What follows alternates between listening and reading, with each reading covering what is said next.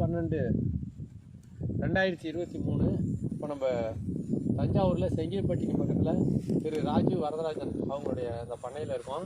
இதில் இந்த வரப்பில் கண் வைக்க சொல்லியிருந்தோம்மா நம்ம தமிழர் வேளாண்மைன்ட்டு. வரப்பை 4 அடி உயரம் வசதிருக்காங்களா பார்த்தீங்கன்னா தெரியும், அவருடைய தோல் மட்டத்துக்கு தெரியும். வரப்பு உயரம் போட்டு வரப்பில் கண் வைக்கணும்னு சொல்லிட்டு ஏன்னா நீரை உருவாக்கணுங்கிறத எல்லாம் செஞ்சுட்டு இந்த கண்ணை என்ன செஞ்சாங்கன்னா இந்த மாதிரி வச்சு வரப்பில் வச்சு அந்த தண்ணியும் என்ன செஞ்சாங்க வெட்டி வடிய விட்டாங்க. இங்கே பாருங்க, தண்ணியே நிற்காம பயந்துட்டு இந்த தண்ணியெல்லாம் திறந்து விட்டு வடிகட்டிட்டாங்க. வரப்பில் வச்சா அந்த மாதிரி வைக்கக்கூடாதுன்னு நம்ம சொல்லியிருக்கோம். வரப்பில் வச்சா என்ன செய்யணும்னா பாருங்க, இந்த மாதிரி வரப்பில் பெய்கிற தண்ணீர் வந்து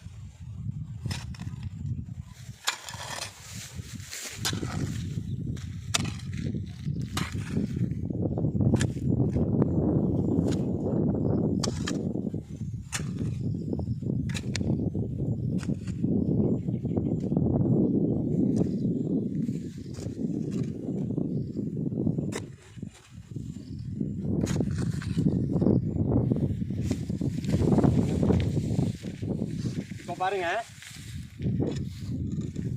இந்த இடத்துல பெய்கிற தண்ணி அங்கே போயிடும். கன்றுக்கும் பக்கத்தில் தண்ணி நிற்காது. கன்று வந்து நல்ல மண்காண்டத்தில் இருக்குது. நீர் வந்து நிறைய நிற்கும்போது இந்த நீர் நகர்ந்து செடியை விட்டு எட்ட போயிடும். வரப்பு உயரமாக இருக்குது. வரப்போட உள்ள ஆழத்தில் போயிடும் தண்ணி. கோடை காலத்தில் அங்கேருந்து அதை வந்து சூரியனால் எடுக்க முடியாது, அவ்வளோ உயரமான வரப்புக்கு மேலே இருந்து. அதனால் சுலபமாக இந்த ஈரம் அங்கேயே இருக்க முடியாமல் செடி நல்லா எடுத்துகிட்டு வளரும். செடி ஓரமாக தண்ணி நின்னாலும் செடி செத்துரும். அதனால் மழைக்காலத்தில் இந்த மாதிரி மானாவாரியாக கண் வைக்கும்போது வரப்புகளில் வைக்கும்போது ஏன்னா எப்போ நம்ம போர் போடுவோம், எப்போ தண்ணி வரும், எப்போ எடுத்து கண் வைக்கிறது. அதனால் கூடுமான வரையில் மழைக்காலங்களில் பெய்கிற நீரே நீண்ட நாளைக்கு பூமி உள்ள இருக்கிறது மாதிரி அது இந்த செடிக்கு கிடைக்கிறது மாதிரி வடிவமைக்கிற ஒரு தொழில்நுட்பத்தை நம்ம கற்றுக்கிட்டு இந்த மாதிரி செய்ய கற்றுக்கிட்டோம்னா கோடை காலத்தில் ரொம்ப அரிதாக ரொம்ப அபூர்வமாக தண்ணி தேவைப்படும். அல்லது தண்ணியே தேவைப்படாமல் சூழல் ஏதாவது 1-2 மழை பெஞ்சால் கூட இந்த இடத்துல எந்த இடத்துல பெஞ்சாலுமே கரெக்டாக பாருங்க, இங்கே பெய்கிற தண்ணியெல்லாம் அந்த செடியோட அந்த இடத்துக்கு போயிடும். அந்த உச்சியில் பெய்கிற தண்ணீர் அங்கே கிட்டத்தட்ட ஒரு 15-20 அடி சுற்றளவில் பெய்கிற ஒவ்வொரு துளி நீரும் நேரடியாக அந்த செடியோட வேருக்கு போகிறது மாதிரி வடிவமைச்சிருக்கேன். சரியா?